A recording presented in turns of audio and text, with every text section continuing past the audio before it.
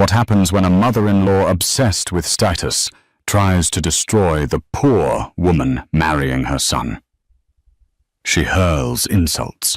She plots. She condescends. She plans to humiliate the bride, a quiet librarian in front of everyone. But she's made a fatal mistake. She thinks the bride is marrying for money, not realizing that Elara Vance isn't just marrying into wealth. She's about to inherit an empire that could buy and sell this entire family 1,000 times over. The only question is, when will the mask finally drop? Elara Hayes loved the smell of old books. It was the smell of history, of quiet, of a life lived without pretense. As a senior research librarian at the New York Public Library's Tour, main branch, her world was one of dusty manuscripts and the hushed whispers of academics. Her life was small, contained, and happy. Her favorite worn cardigan, a soft grey cashmere, had a small, skillfully mended hole at the elbow. Her tiny fourth-floor walk-up apartment was filled with more books than furniture. And then there was Liam. Liam Davenport was different. He was a junior analyst at a mid-level investment firm, Davenport and Associates. He was kind.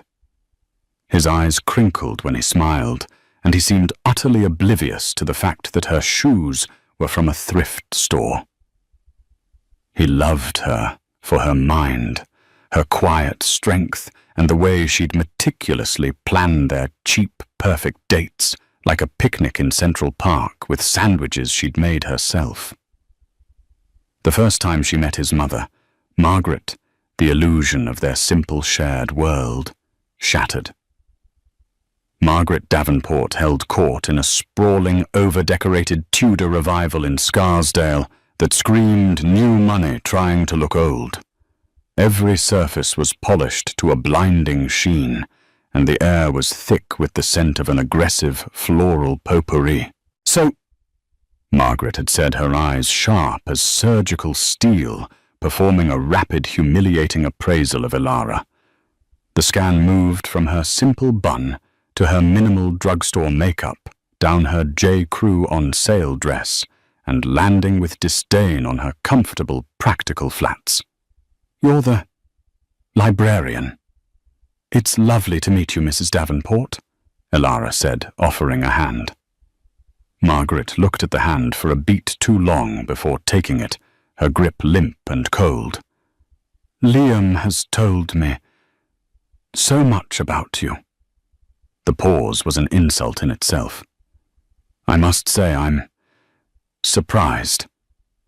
"Mom," Liam said, a nervous laugh in his voice. "Elara is brilliant. She's the most well-read person I know."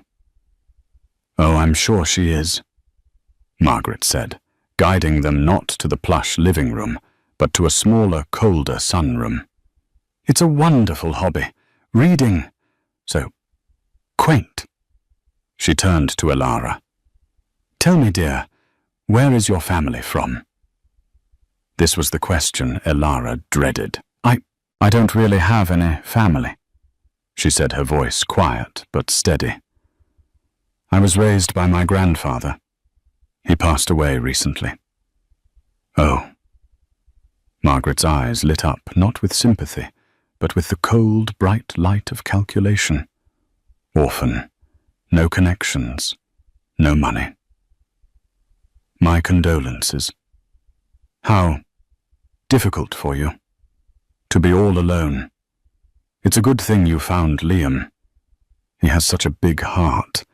He's always taking in strays." Liam choked on his water. "Mom, that's not what I mean." "Oh, hush, Liam. It's a compliment." Margaret smiled a thin, red lipsticked slash. "It shows your character. You're charitable. Elara, you must be so proud of him, and so grateful." Elara just smiled a small, tight smile that didn't reach her eyes. She felt Liam's hand find hers under the table. He squeezed. "I'm here," the squeeze said. "I'm sorry." But Elara knew with a sinking, cold certainty that this was only the beginning. Margaret Davenport had appraised her, found her wanting, and declared a war. Elara had never asked to fight. What Margaret didn't know, what no one knew, was that the simple librarian sitting in her sunroom wearing a $40 dress wasn't Elara Hayes. Her full name was Elara Vance, and her recently deceased grandfather, the reclusive industrialist Theodore Vance, hadn't just left her a little something. He had left her everything, the entire 10-figure global empire. Vance Global Holdings, and the lawyer who handled the estate, Mr. Harrison, of the prestigious ironclad firm Sullivan and Cromwell, was just waiting for her call to finalize the transfer. A call she was delaying because for one brief, beautiful moment, she had wanted to be loved for being simply Elara. Liam proposed 6 months later on the Bow Bridge in Central Park. It was snowing lightly, the city noise was muffled, and he didn't have a big speech. He just looked at her, his eyes full of earnest, uncomplicated love, and said, "I don't want to live my life without your brain next to my brain, or your heart next to mine. Will you marry me, Elara?" She said yes, crying, and kissed him. The ring was modest, a simple solitaire he'd clearly saved for months to buy. Elara loved it more than she would have loved the Hope diamond. Margaret, upon hearing the news, went silent for a full 30 seconds. Then she let out a sound like a punctured tire. "Well, that's sudden. I suppose congratulations are in order. And then we will be hosting an engagement party. This Friday, at the club." The club was the Oakview Country Club, a place Margaret and her husband Arthur Davenport could just afford the membership for. It was their primary stage for projecting a wealth they didn't quite possess. Arthur's firm, Davenport and Associates, was propped up by a few key clients, and as Elara would later discover, a worrying amount of debt. Elara arrived at the party with Liam wearing the nicest dress she owned, a simple, elegant navy blue sheath. She'd had her hair done a simple chignon. She immediately felt like a sparrow in a flock of peacocks. The women, Margaret's friends, were a terrifying brigade of taut skin, aggressive jewelry, and judgmental stares. Their names were Brenda and Cynthia, and they descended on Elara like vultures. "So this is the girl," Brenda trilled, her bracelets clacking. "Liam, you didn't tell us she was so natural." "She's a librarian, Brenda," Margaret said, sweeping by with a tray of champagne. "They don't have time for things like highlights."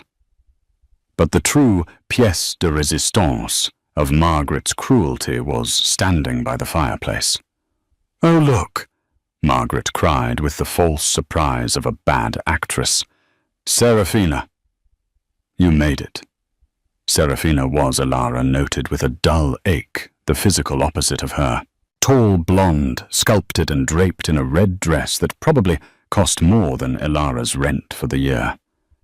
She was, as Margaret had mentioned, no fewer than 5 times from the Sinclair family, whose name was plastered on the side of a hospital wing.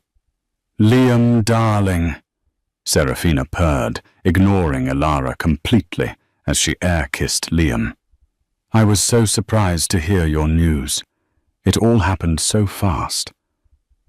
Why, the last time we talked, you swore you were a confirmed bachelor."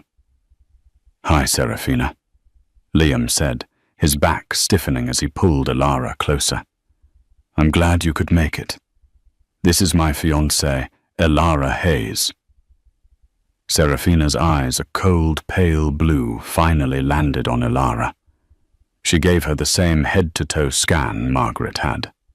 "Ah, Yes, the librarian.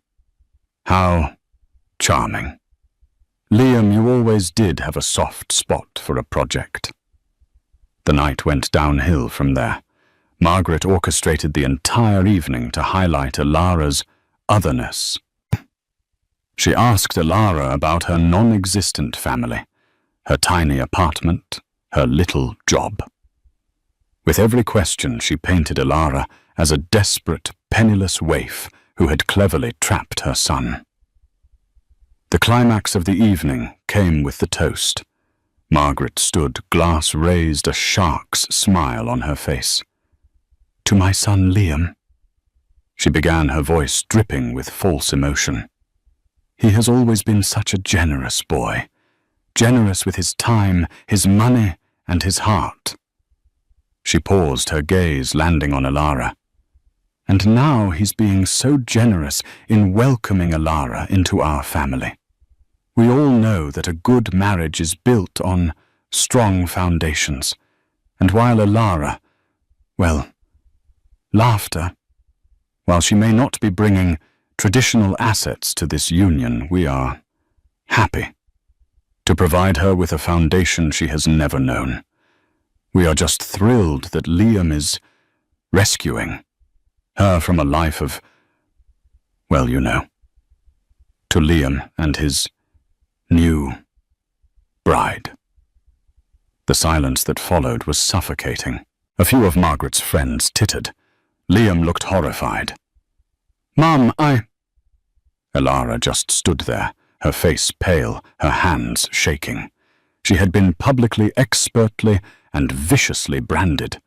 She was the charity case, the poor, lucky librarian who had landed the rich son. She turned, and without a word walked out of the room, leaving Liam calling her name, the sound of Margaret's triumphant fake laugh echoing in her ears. Alara didn't go home. She walked. She walked for blocks in the cold Scarsdale night, the thin soles of her shoes clicking on the pavement. The humiliation burned hot in her chest, a physical, sickening weight. It wasn't the words themselves. It was the truth that Margaret had so skillfully twisted. Alara was poor. She did live in a tiny apartment. She was, by all appearances, a stray. She finally sat on a cold park bench. She took out her phone. She didn't call Liam. She called the only other number she had favorited. "Mr. Harrison, I'm sorry to call so late." "Ms. Vance." The voice on the other end was immediate, warm, and sharp as a tack. Mr. Harrison, a senior partner at Sullivan and Cromwell, never seemed to sleep. "It is never too late. Are you all right? You sound distressed." I just..." A sob escaped her, and she muffled it. "My grandfather. Did he know people were like this?" There was a long pause. "Ms. Vance, Alara, your grandfather, Theodore, was one of the shrewdest men I ever knew.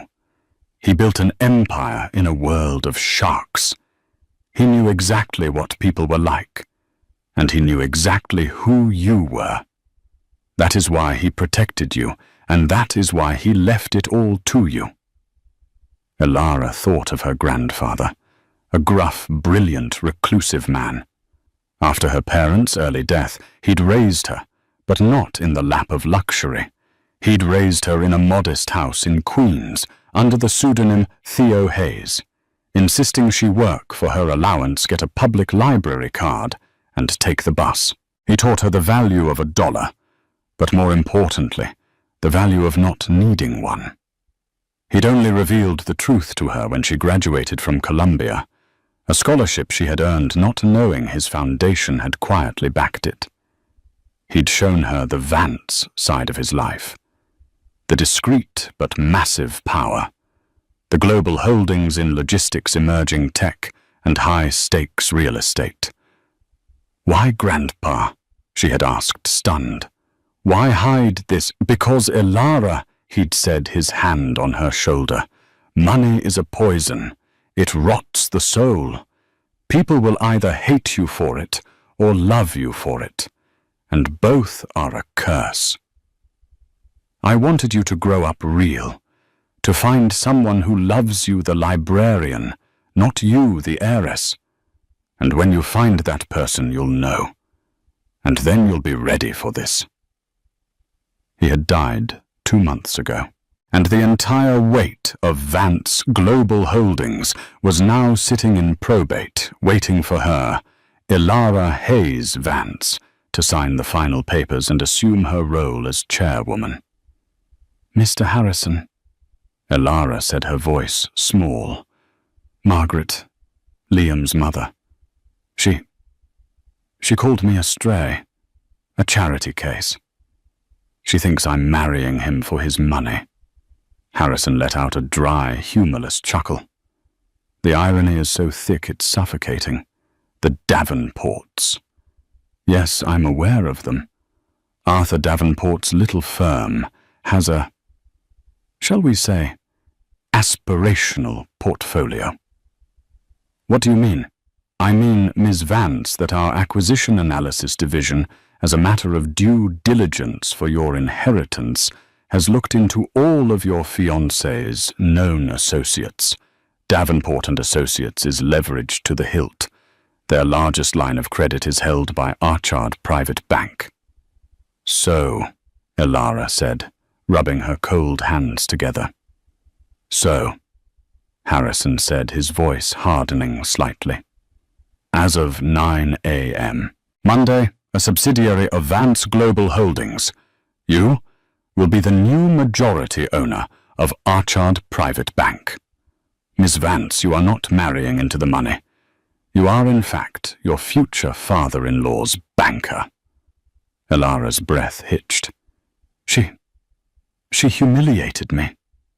"Then," Mr. Harrison said, his voice flat and professional, "it is time for you to stop being a librarian. It is time for you to become the chairwoman. Your grandfather's final instructions were very clear. He called it the Clarity Protocol. He said you would know when it was time to activate it. Is it time, Ms. Vance?" Ilara looked up at the dark, empty branches of the trees.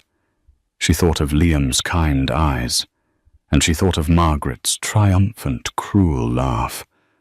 "Not yet," Ilara whispered. Liam, he's coming after me.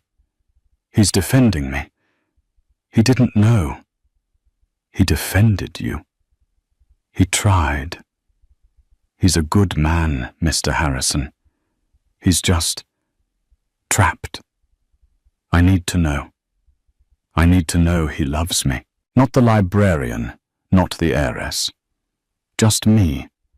I need to see him break free on his own. That is a very dangerous, very noble, and very Vance thing to do, Ilara. Be careful. These people are not playing. Your grandfather's estate is not a game." "I know," she said, as Liam's car pulled up his headlights, washing over her on the bench. He ran out, not even closing the door. "I have to go. Thank you, Mr. Harrison." "Ilara!" Liam yelled, running to her. "Oh my God, I'm so sorry. What she said, it was monstrous. I've never—" He pulled her into his arms and she buried her face in his coat. He was warm. He was real. "I don't care about the party, Liam," she whispered. "I don't care about her." "I do," he said, his voice fierce, pulling back to look at her. I told her if she ever speaks to you like that again, we're done. You and me. We can elope. We don't need them." Ilara looked at his face, so full of love and genuine anger on her behalf. He is a good man. She thought, the warmth returning to her heart. Not yet, Mr. Harrison. He's worth the wait. The next 2 months were a cold war. Margaret, having been severely reprimanded by a terrified Liam and a pragmatic Arthur, who likely knew his son was marrying up, just not in the way he thought, retreated into a state of passive-aggressive martyrdom. She'd agreed to help with the wedding, which translated to hijacking every decision and turning it into a referendum on Ilara's background. A cash bar.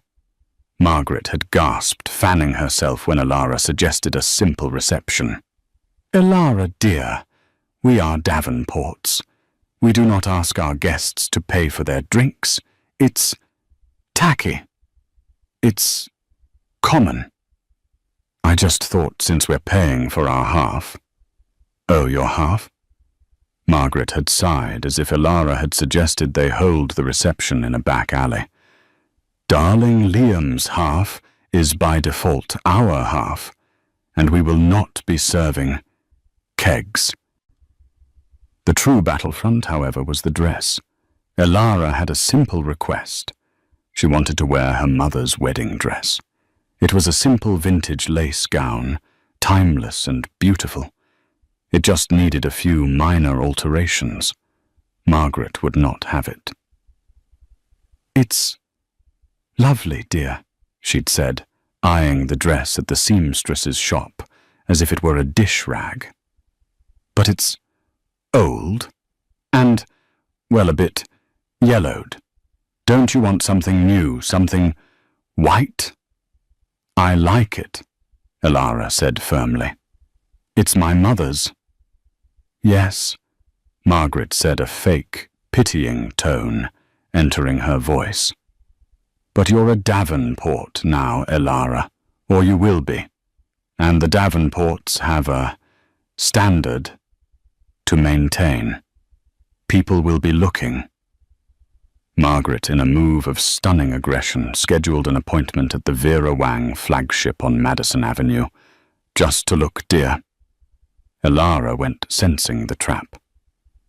Liam and Margaret were ushered into a private plush viewing room. A smiling consultant brought out dress after dress, each one a froth of tulle and silk, each one costing more than Ilara's annual salary. "Now this," Margaret breathed as a model emerged in a gown that was more architecture than dress, "is a wedding. This is a statement." "It's beautiful," Ilara said honestly. "But it's not me, and it's 18,000. Price is just a number, darling." Margaret waved her hand. "When you're talking about the most important day of your life, it shows investment." Liam, sensing Ilara's discomfort, stepped in. "Mom, it's beautiful, but Ilara gets to choose her own dress. If she wants to wear her mother's, she will." Margaret's face tightened. The consultant, sensing the tension, quickly said, "Of course, perhaps something more classic." Ilara was saved by her phone buzzing, an urgent text from the library. She excused herself, stepping into the hallway. It was Mr. Harrison. Text meeting moved up.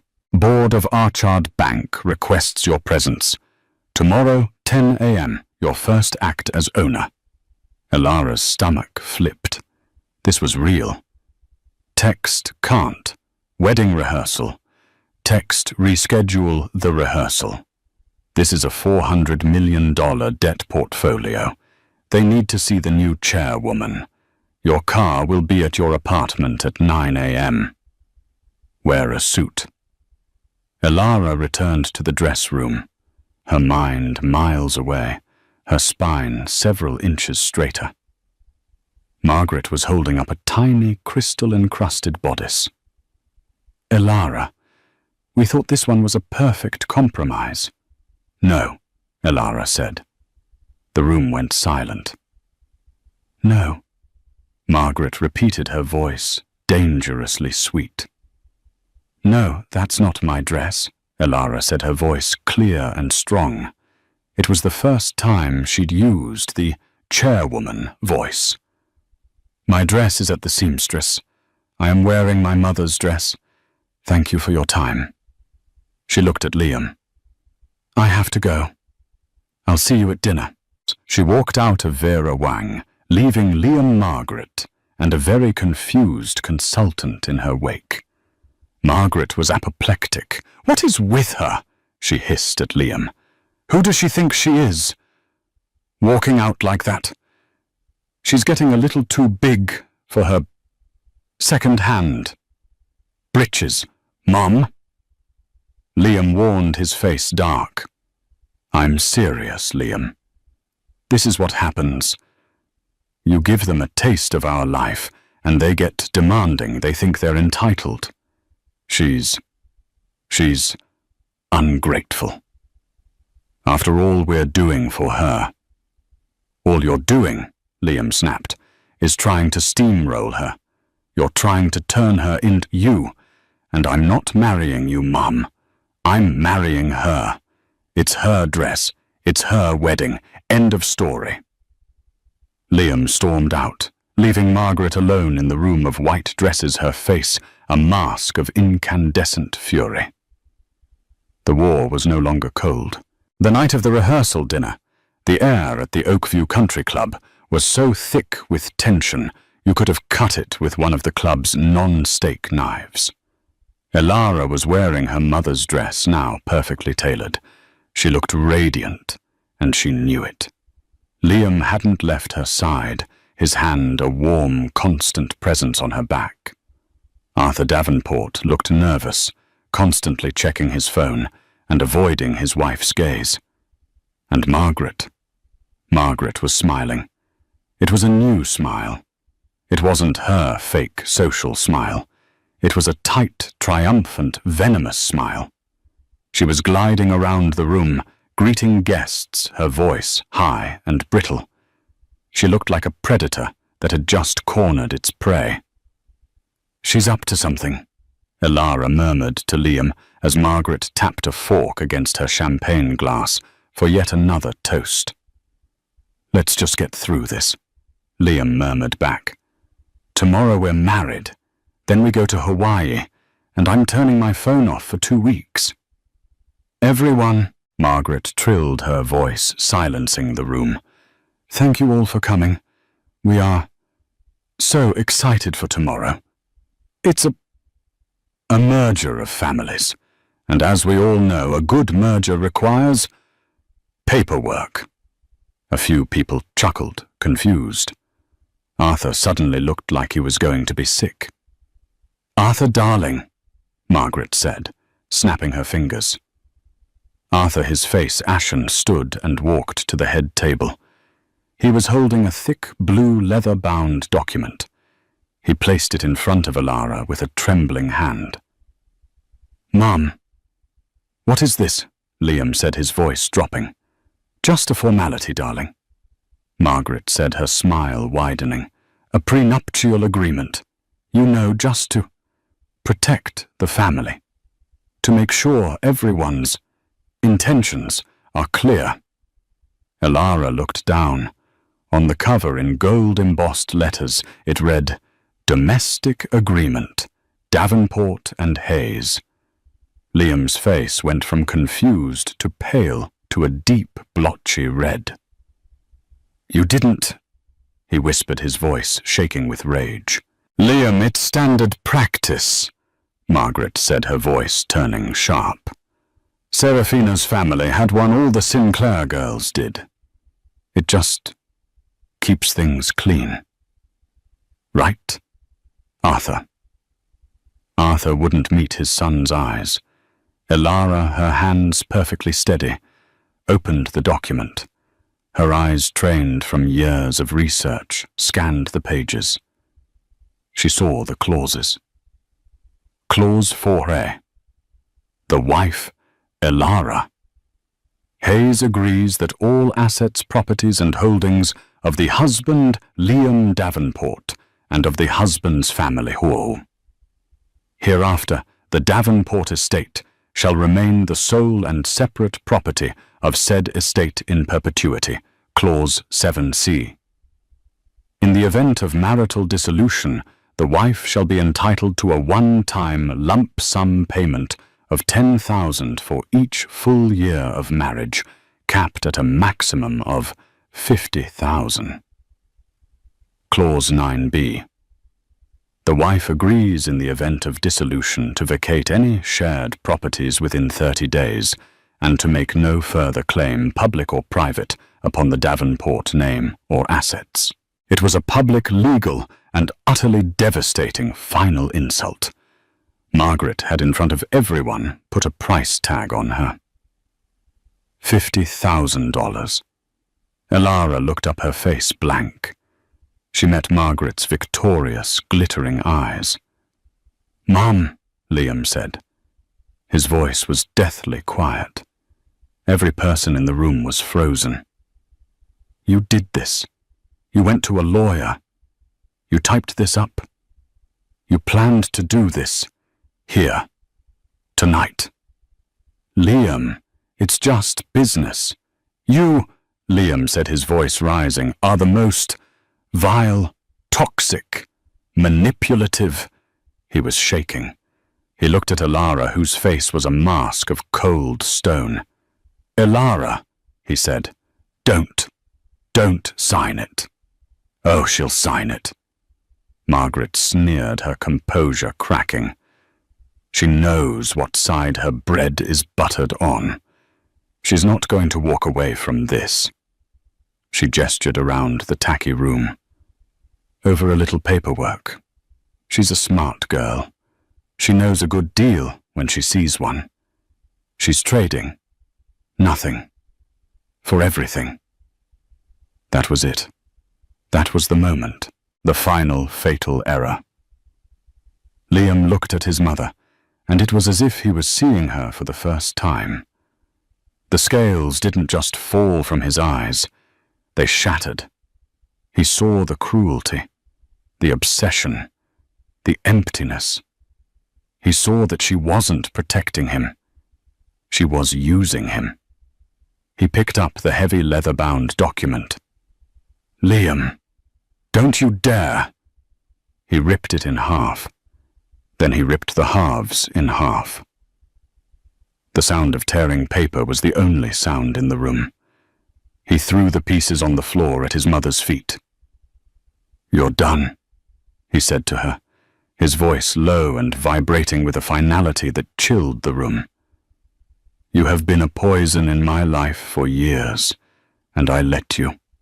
I let you hurt the only person I have ever truly loved, because I was weak, and because I was your son." He turned to the room. "The wedding is off." Elara's head snapped up. "No." "No, wait," Margaret said, her face draining of all color. This was not part of the plan. "Liam, don't be dramatic." "The reception is off," Liam corrected, his voice like ice. "The party at this club is off. My life with you is off." He turned to Elara. "Elara, I love you. I am so sorry. I will spend the rest of my life making this up to you. But we are not getting married here. And she, he pointed at his mother, is not coming. You're not invited." He took Elara's hand. "Let's go." "You'll be back," Margaret shrieked, her voice cracking the mask of the society matron gone, revealing the terrified, ugly woman beneath. "You'll crawl back. When she's bled you dry, you'll be back. She's a leech. Liam A. Gold. Digging. Leech." Liam and Elara didn't look back. They walked out of the room, leaving Margaret standing alone in a sea of torn paper and stunned silence. They were in Liam's car, parked in the club's lot. Liam's head was on the steering wheel. He was sobbing. Not loud, dramatic sobs, but the quiet, racking sobs of a man whose world had just been irrevocably broken. Elara, her own heart aching, just put her hand on his back. "I'm sorry," he choked out. "Elara, I'm so sorry. I can't even." "Liam," she said, her voice soft. "Look at me." He lifted his head. His eyes were red, his face a mess. "I've ruined everything. Our wedding." "You didn't ruin anything," she said, taking his face in her hands. You saved it. You saved us. What you just did, that was the bravest, most wonderful thing I have ever seen." "But the wedding, all our guests—" "It's just a party, Liam," Elara said. "We can get married at City Hall. We can elope. I don't care. I have you, and you just proved you have me." He looked at her, the love in his eyes so raw and real it made her chest ache. "I love you, Elara Hayes, more than anything. I don't care if we're poor. I don't care if we live in your tiny apartment forever. I just want you." This was it. The moment. The test her grandfather had set. The moment she knew that he loved her, the librarian. He had stood up to the dragon. He had chosen her, even when he thought she had nothing. "I love you, Liam Davenport," she said, and kissed him. "But we're not going to City Hall." She pulled out her phone. "Who are you calling?" "A friend," she said, her thumb hovering over the contact. "A wedding planner of sorts. Liam, do you trust me?" "With my life," he said without hesitation. She smiled a true, brilliant smile. "Good, because our wedding is still on for tomorrow. It's just had a significant venue change and a guest list update." She pressed the call button. "Mr. Harrison," she said, her voice dropping into a register Liam had never heard before. It was crisp, clear, and brimming with absolute authority. "It's Elara." She paused, listening. "Yes, he did. He's a good man." Another pause. "Yes," she said, her eyes glittering in the dark. "It's time. Activate the Clarity Protocol. Full press. I want the Wall Street Journal, the Financial Times, Bloomberg, everyone. And I want the board of Archard Bank. Tomorrow, 10 a.m., the St. Regis Astor Ballroom." Liam was staring at her, his mouth open. "Elara." "What?" She held up a finger, still listening to Harrison. "Yes. Send the jet for the Paris partners. I want them here." "And Harrison?" "Yes," she said, a small, dangerous smile playing on her lips. "Send an invitation to Margaret and Arthur Davenport. Use my full name. I want to make sure they're there." She hung up. She turned to a completely bewildered Liam. "Elara? Hayes? What is going on? Who is Mr. Harrison? What's the St. Regis? What is Archard Bank?" "Archard Bank," Elara said, taking his hand, "is the bank that holds your father's debt, and Mr. Harrison is my family's lawyer. And my name isn't Elara Hayes." She took a deep breath. "It's Elara Vance. My grandfather was Theodore Vance. And well, Liam, I'm the new chairwoman of Vance Global Holdings." The Astor Ballroom at the St. Regis was not a room. It was a statement. Gilt-encrusted ceilings, antique crystal chandeliers, and walls draped in silk. It was a place designed for the declaration of dynasties and the ruin of empires. And it was into this hallowed hall that Margaret and Arthur Davenport walked, or rather were herded, at 9:45 a.m. Their morning had been a blur of pure, unadulterated panic. The 6 a.m. hand-delivered embossed invitation had been the first shock. "Elara Vance, chairwoman, Vance Global Holdings," it read, "requests your presence." "It's a typo." Margaret had insisted, her hands shaking, her voice high and brittle. "She's a Hayes. It's a pathetic little con. She's trying to extort us. She's angry about the prenup. Arthur, however, had gone silent. He had spent the last 3 hours on his laptop, his face growing progressively paler, his breathing more shallow. He had Googled Theodore Vance. He had Googled Vance Global Holdings. He had seen the obituaries, the reclusive billionaire, the mentions of a single unknown heir. And in a final frantic search that had him clutching his chest, he had Googled the new majority stakeholder of Archard Private Bank, the very institution that held the notes on his entire life. "Arthur," Margaret had shrieked, yanking on her garish peach-coloured mother of the groom dress. "What is it? What aren't you telling me? Where is Liam? He won't answer his phone. We have to go, Margaret." Arthur had whispered, his eyes wide and vacant. We just have to go." Now standing in the back of the ballroom, they were fossils on display. They were cordoned off, not with the red velvet ropes of a VIP section, but with the cold professional barrier of 2 stone-faced security guards. This was not the Oakview Country Club. The women here didn't clack with jewelry. They glowed with the subdued, terrifying aura of old money. The men in dark, identical Brioni and Zegna suits weren't gossiping. They were monitoring. The air was electric with the low, expectant hum of real power. Journalists from the Wall Street Journal, Bloomberg and the Financial Times lined the aisles, their faces grim, their recorders already on. A dozen bankers, vice presidents from J.P. Morgan, Goldman Sachs, and their terrified rivals at Archard huddled near the front, all whispering the same 2 questions. Who is she? And what does she want? Margaret, still in denial, scanned the room with a sneer. It's all so impersonal, she hissed to Arthur. So cold. No wonder she has no friends. Margaret, be quiet, Arthur pleaded, wiping a sheen of sweat from his upper lip.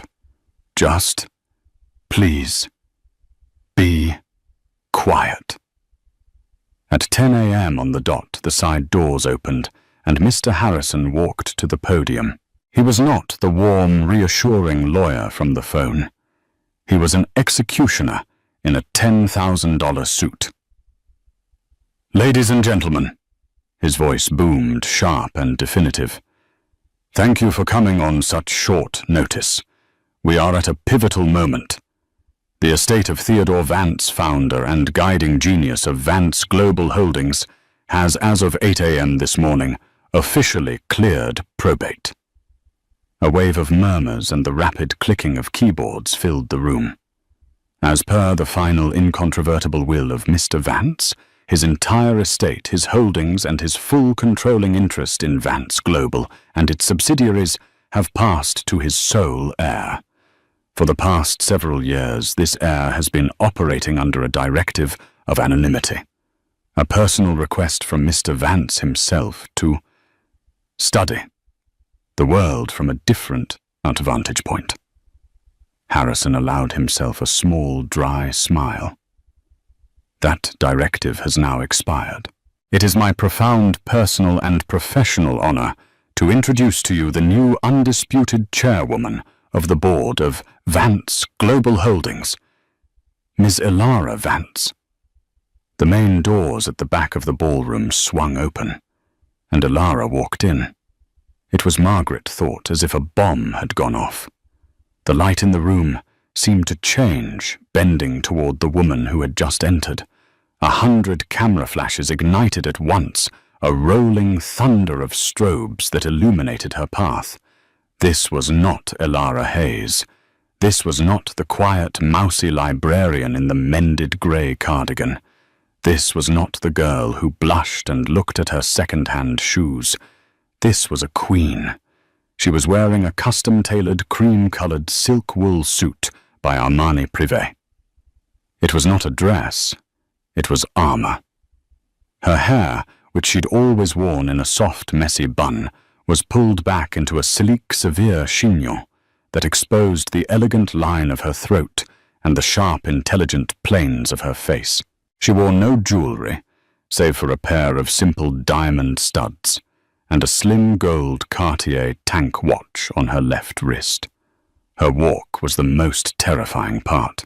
She didn't scurry. She didn't hurry. She strode.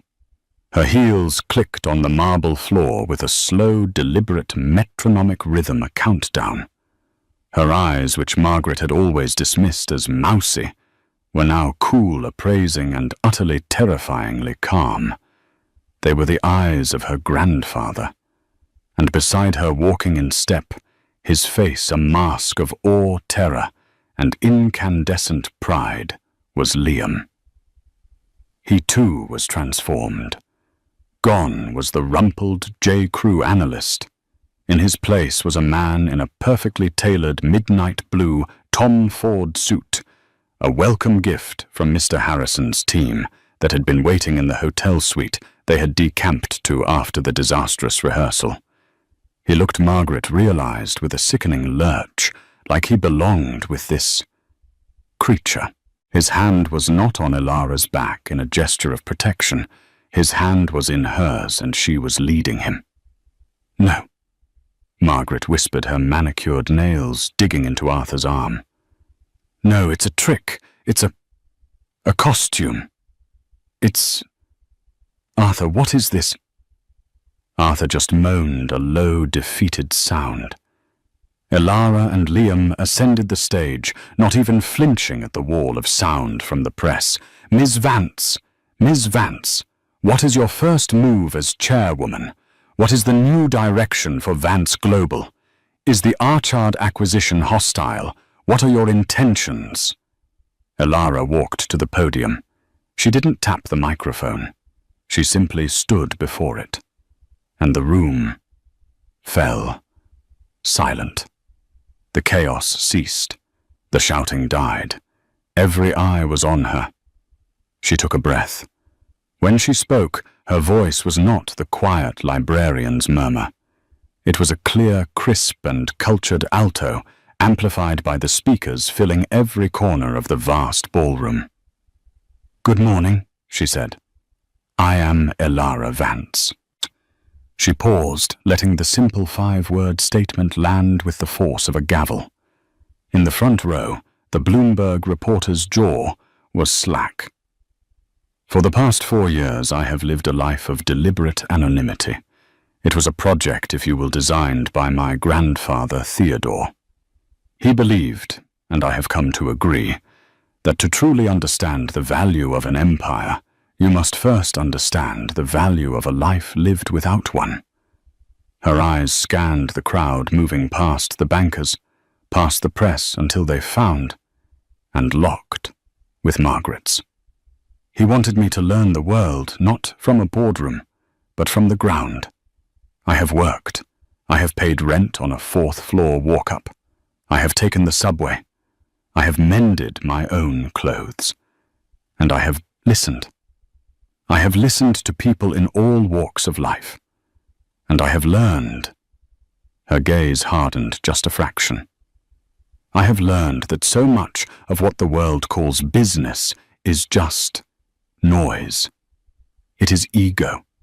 It is projection. It is fragile people building fragile hollow houses of cards, all to impress other fragile hollow people." Arthur Davenport audibly gasped, as if she had just struck him. "My grandfather," Elara continued, her voice gaining strength, "built an empire on bedrock, on logistics, on tangible assets, on patents, on reality. As of 8 a.m. this morning, that empire is mine. And my leadership will reflect that philosophy. We will be investing in reality, in strength, in substance, and in accountability." She turned her head slightly. "Which brings us to our first order of business." She nodded to Mr. Harrison, who stepped forward, holding a single, slim file. "Thank you, Ms. Vance.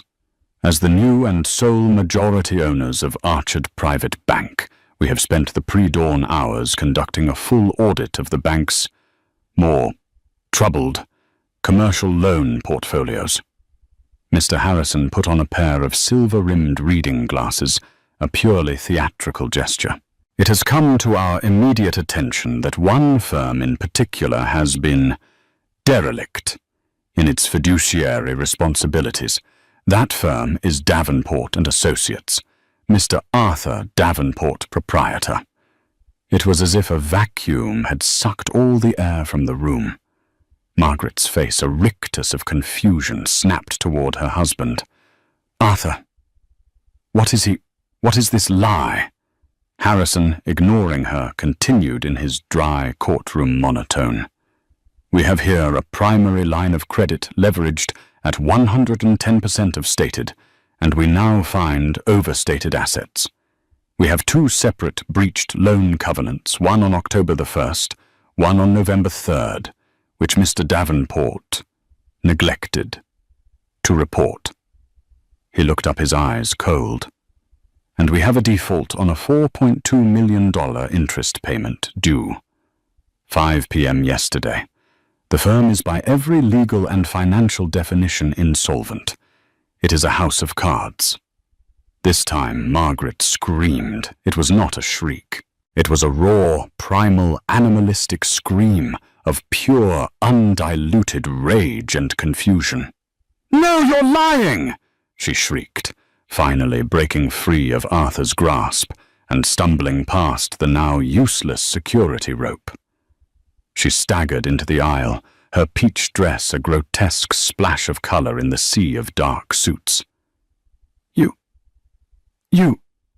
You did this." She pointed a shaking, red-nailed finger at Elara. "You tramp, you librarian, you're nothing, you're a con artist. Arthur, tell them she's a leech. She seduced my son, she planned this. She's a gold-digging, horrible." The word died in her throat. Two large security guards had moved in, each taking one of her arms. "Ma'am, you need to—" Elara held up a single calm hand. The guards froze. They, like everyone else in the room, were now hers to command. Elara picked up the wireless microphone from the podium. She stepped away from the lectern, walking slowly, deliberately, to the very edge of the stage, until she was standing directly above the woman who had for 6 long months made her life a living hell. Margaret stared up her chest, heaving her face a blotchy, tear-streaked ruin. Her eyes wild with a hatred that was now indistinguishable from terror. "Me." Elara's voice was quiet, almost conversational, but the microphone made it an intimate, terrifying thunder. "Did I do this, Margaret?" She took a step closer. "Did I sign your husband's name on loans he knew he could never repay? Did I spend a decade living a lie, funding your country club memberships and your Vera Wang fantasies on borrowed money? Borrowed time, just to impress people you despise?" Elara's voice dropped. "You have been appraising me for 6 months. You've been worried about my background, my assets, my intentions. You, who live in a house of lies. You, who are and have always been a charity case." Margaret gasped a ragged, wet sound, as if she'd been physically struck. Elara had just used her own venomous words against her. "You were right about one thing, Margaret," Elara continued, her voice now cold and final. "A good merger does require paperwork. It requires clarity. As of this moment, the debt on your firm is called. The debt on your home is called. Vance Global is foreclosing. As of now. No. My house," Margaret whispered, her fight gone, replaced by a horrifying, hollow void. Everything. You can't. I can, Elara said simply. But I'm a generous person. She looked back at Liam, and her face softened just for a second. Liam gets that from me, I think. And I don't want to leave you with nothing. That would be tacky. It would be common. She walked back to the podium past the stunned, silent Liam. She reached into her suit jacket and pulled out a single folded piece of paper. Not a thick legal document. Just a check. She walked back to the edge of the stage. She did not hand it to Margaret. She handed it to Liam. Liam, his face carved from granite, looked at the check, then at Elara. A flicker of understanding of shared terrible justice passed between them. He nodded once. He walked down the steps. He walked past his father, who was now weeping silently into his hands. He stood in front of his mother. She looked up at him, her eyes pleading the last vestiges of her maternal authority, desperately trying to find purchase. "Liam, baby, please, she's a—" "You're done, Mum." Liam said, his voice flat, dead, and utterly final. He held out the check. Margaret's shaking hands took it. Her eyes blurred with tears and mascara tried to focus. It was a cashier's check, drawn from Archard Private Bank, made out to Margaret Davenport. In the memo line, "In full satisfaction of all claims." And the amount in crisp digital print, $50,000, Margaret's brain stalled. It tried to process the number. $50,000. The exact, insulting, humiliating, devastating sum. The price she had put on Elara. The cap on her worth. It was now being offered as her total, final, and pathetic severance. The irony was so complete, so suffocating, it broke her. Her knees, her spine, her very soul gave way. She didn't faint. She collapsed. A ragged, ugly sob tore from her throat as she crumpled onto the priceless St. Regis carpet, the check fluttering from her limp hand. The room was utterly, profoundly silent. The journalists had forgotten their questions. The bankers had forgotten their stock prices. They had just witnessed a public execution. Elara watched for one long, cold beat. Then she turned. She walked back to Liam, who was already ascending the stairs, and took his hand, pulling him up to her level. She faced the press, her composure perfect. Her voice was clear, all business once more. "Mr. Harrison will handle the details of the Davenport and Associates restructuring. As for me—" She turned and smiled at Liam, a real, warm, brilliant Elara smile, a smile that flooded her face with a light the cameras had missed. "I have a wedding to attend. My real wedding." She looked back at the stunned room. "Thank you, ladies and gentlemen. That will be all." Hand in hand they turned. They didn't run. They walked. They walked off the stage through the side door, where a black Rolls-Royce was waiting, leaving the flashbulbs, the shouting, the financial ruin, and the ruins of Margaret Davenport behind them. In the end, Margaret's cruelty wasn't just a private humiliation. It was a catastrophic business mistake. She tried to insult the poor bride, not knowing she was standing in the way of the one person who held her entire fragile world in her hands. Elara and Liam were married that afternoon, not at the St. Regis, but on the lawn of her grandfather's, now her private estate in the Hamptons. It was small. The only guests were Mr. Harrison and the few old friends who had loved Elara when she was just a poor librarian. As for Margaret, she took the check. She had no choice. She and Arthur disappeared, moving to a small condo in Florida, their names erased from the New York society pages. Elara, as her first act, didn't destroy Davenport and Associates. She restructured it, absorbed its few good employees, and folded its assets into a new ethical division of Vance Global. She didn't just win, she changed the game. Thank you for listening to this story.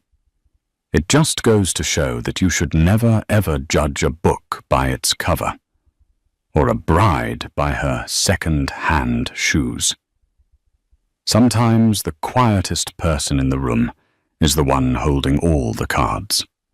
If you loved this story of drama twists and sweet, sweet karma, please show your support. It helps us so much. Don't forget to hit that like button. Share this video with someone who needs a good story. And most importantly, subscribe to the channel so you never miss an update. And we want to hear from you. What would you have done if you were Elara? Let us know in the comments below. We read every single one. Thanks for watching, and we'll see you in the next story.